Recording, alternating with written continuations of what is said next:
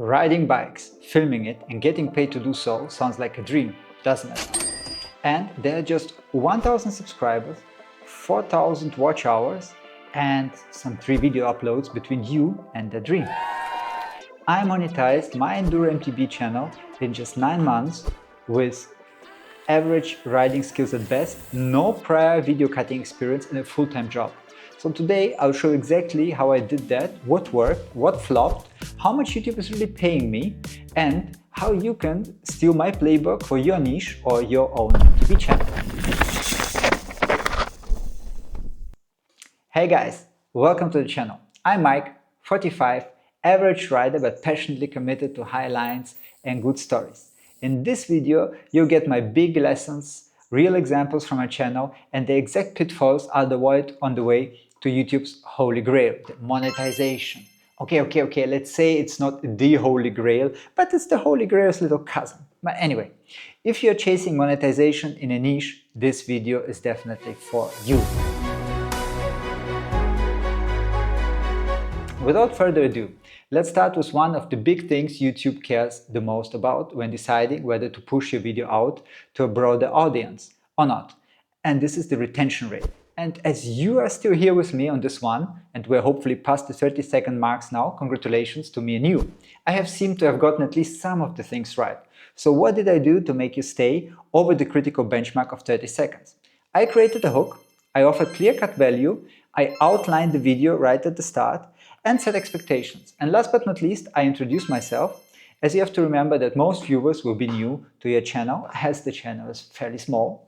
But keeping your attention is only possible after you have already clicked on the thumbnail, right? So maybe the thumb was nice, probably it was the combination of the video title and the thumbnail that lured you in. Together, these two things are responsible for the so-called CTR, the click-through rate. It's the percentage of how many people decide to click on your thumbnail on that YouTube page. If your CTR is somewhere between 4% and 10%, you're doing good. If it's above that, you're doing extremely well. But if it's below 4%, then you should check out some of the many videos on thumbnails and video titles out there on YouTube. I learned the hard way that this is extremely important. And while the thumbnail and the first 30 seconds are of critical importance, it's not the whole story. My journey to become a YouTuber started with my trip to the infamous Cellar Ronde in the Dolomites. And here I have to give a huge shout out and thanks to Mattia, Mr. Amazing, my riding buddy who has been a true friend, a cameraman and an inspiration for me throughout this whole journey, as he has been creating YouTube videos long before me, and you might also see him featuring in my other videos. And by the way, now is a great moment to subscribe if you haven't already done so, to see us suffer, cherish some crazy trips, bike parks, or skills. Back from the trip, I found myself with an insane amount of footage, and I ended up producing an hour-long video showing the whole trip in all detail. I added some stock clips, maps, music, tried to make it take the viewer along the journey. The idea was to transport the feeling from that day. The feeling is important, right? That's what people on YouTube want. Be there with you, feel what you feel, suffering, cheering, right? Well, yes and no. Let me break this whole experience down into the promised learnings. So, don't tell anybody about your channel when starting up. And this is bigger than you might think. And as I was quite an effort to make this first film for me, I naturally believed that the results were amazing, and I made a lot of shorts to share and promote this video on my other social media channels. So I shared on Instagram, which might be okay if it's in your niche and depending by your previous audience. But I shared mine also on WhatsApp status, and this one has crazy reach, as the WhatsApp status is the boomer's TikTok, in case you didn't know. I even shared it on LinkedIn, as I do have quite a following there, but somehow I even managed to sell this bike movie to my business contacts. And I even set it up to be a premiere with a countdown timer on socials and whatnot. I desperately wanted to surpass my usual 30 views peak audience, and my belief was that I had to do something for this to happen. Well, actually, this is the algorithm job. Let me explain. Let's first touch base on the positives here.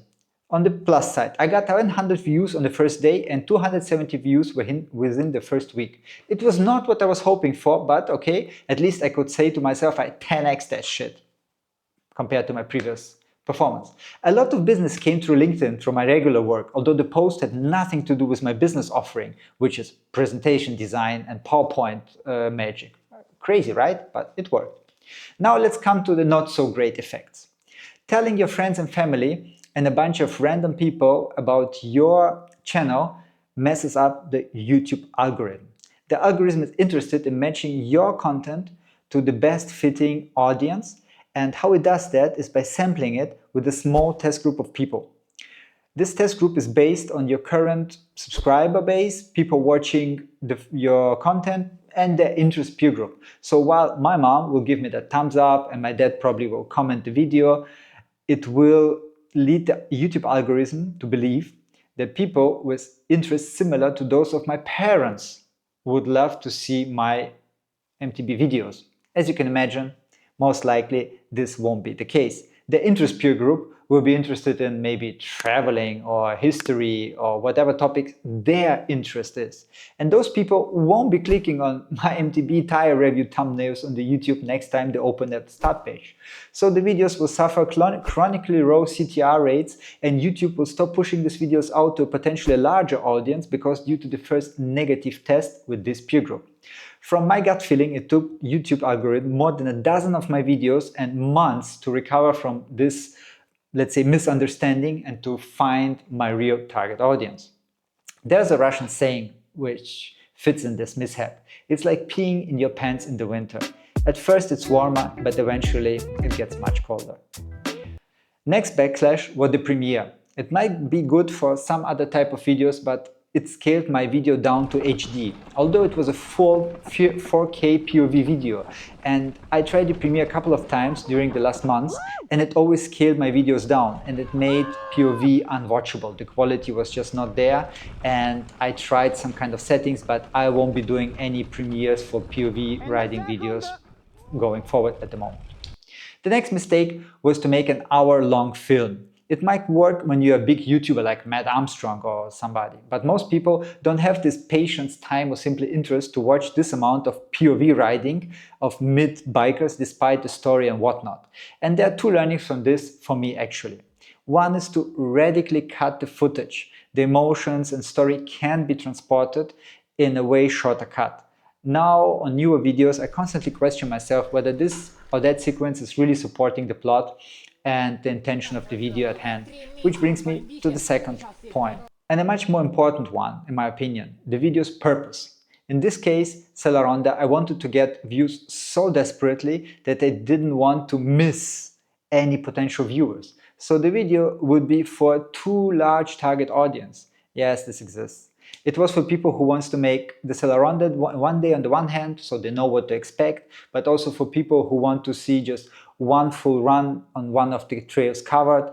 Further, it should show the whole struggle, the adventure, the whole trip, and all of that. And what went into making this experience happen? As you can see just by the length of this explanation, this was obviously way too much, and it was not fit to any of those particular audiences. Good or bad, but this experience made me actually realize that I was now going for it. And by it, I mean being a YouTuber.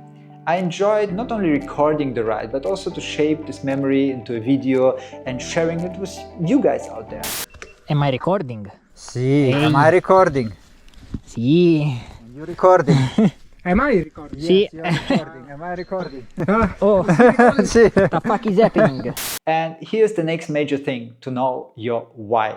Why do you want to do this? This journey will be long and arduous. You will have to put in a lot of effort and time, and you have to show up consistently.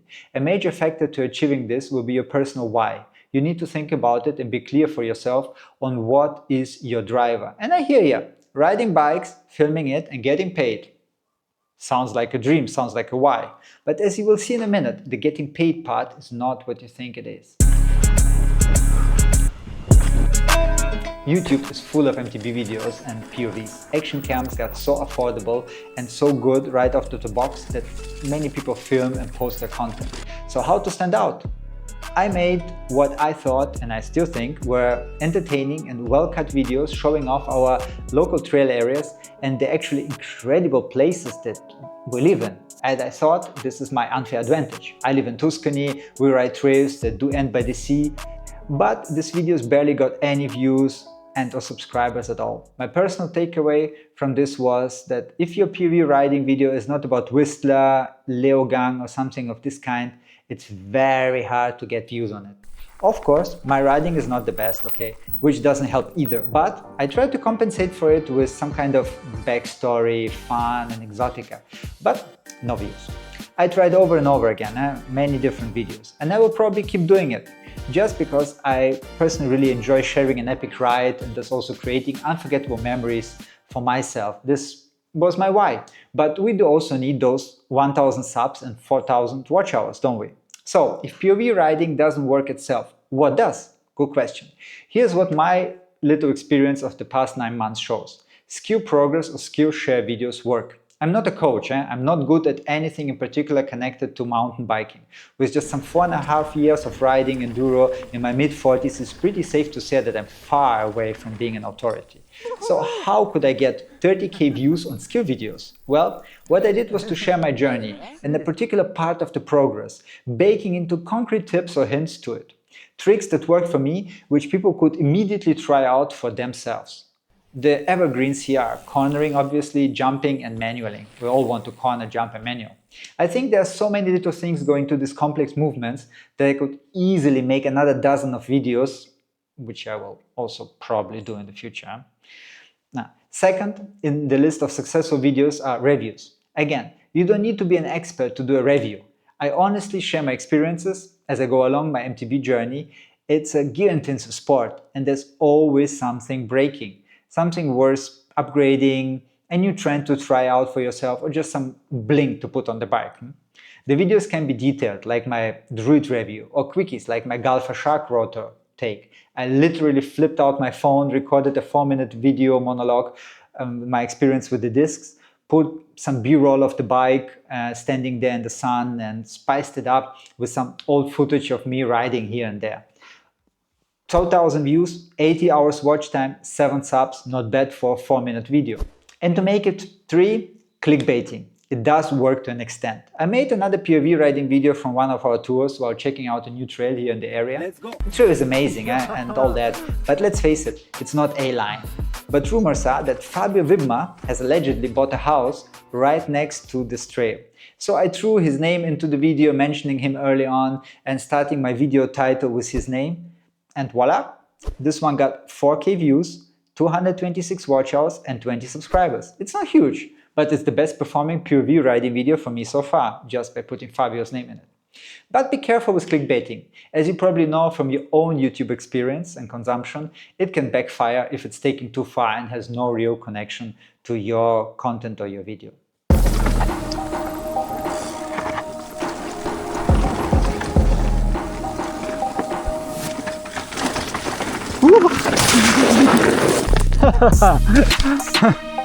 Now on to the money part. And this may be the thing you came here for in the first place and hopefully stayed until now or skipped into this chapter to see what does an MTB niche amateur channel make right after becoming monetized, obviously. Money rain in my face and maybe some free bike parts. That's what I imagined the reality to be, but it hits different. YouTube pays very differently for the same number of views depending on your content and your niche. While annoying get-rich-quick videos count as financial advice and rank on top of the list, our MTB Enduro videos are rather at the bottom of this list. Companies investing money into YouTube ads seem to see better results from their commercials shown before, during life advice or tech videos. And so what does it mean in concrete figures? All right, here we go. My best video so far was the jump video, which was released on the day of me reaching the monetization, not coincidentally. And it had gathered almost 30k views, close to 3k watch hours so far. And it got me 126 euro and some cents. Just to put it in perspective, this video cost me about 100 euro to make. The training session had to be paid, the bike park ticket, traveling to the bike park, and so on. and approximately 3 days of work it took me to cut this video and post it. So yeah, I got a free coaching session out of it, okay, and whooping 20-something dollars on top, but some 170 subscribers and lots of valuable comments and connections. Second example is my radial tire video review, also quite a success by my merits. 6K views for a tire video, 725 watch hours, got me roughly 27 euros. One tire alone costs 62 euros. So you see where this is going. Yes, I'm getting a bit of token of gratitude from YouTube now, but it's negligible. It's on the larger scale of Enduro MTB things, it's nothing. You have to understand that most of the YouTubers are not living off these videos alone. They use the videos as a means to an end. They promote offerings outside of YouTube, like courses, Patreon, communities, merchandise, or get sponsoring deals. Personally, I simply don't know yet whether I want to do any of these or similar options for my channel going forward. I might. I don't know. At the moment, it just seems very far to think about it. One last bit before closing this video. YouTube Shorts. What about the shorts, right? Aren't there people living off just MTB shorts? Yeah, but I haven't landed a really viral shot yet. My best shot has 20k views as of today. It earned me an incredible €1.35. However, before writing shorts off, I do want to mention that shorts have quite importance in reaching the 1k subscriber benchmark. Many people tend to discover channels this way, and the mentioned 20k top performing short got me 24 new subscribers. That's decent by my merits, and some full-length videos got me way less than that and took way longer to edit. So don't write shorts off.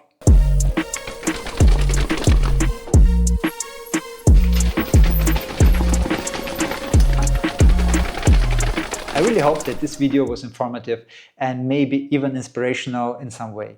Please do leave a comment below should you have any suggestions or additional information on this broad and complex topic. So let's wrap it up, right? The main things I believe were responsible for me getting my channel monetized in just 9 months. Define your why. This will allow you to show up constantly and consistently. This is truly a marathon. Skill sharing and progress sharing go a long way in terms of views, subs, and channel growth. Hacks and usable tips are key. Gear review help to grow the channel, but it has to be current and has to add value to the audience. Titles, thumbnails in your first 30 seconds of the video are very important and can make or break the success of your video. And here are the things I would do differently should I be starting out today. Don't tell anyone about your channel. Let the algorithm do this work for you and let it find the right audience for you and your topic. I'd focus on progression videos more than just tours and trail area discoveries now. I still think the mix is important for credibility, but less riding and more skill sharing would be my strategy probably. Invest more in the first 30 seconds of each video. Make this the best part of your edit.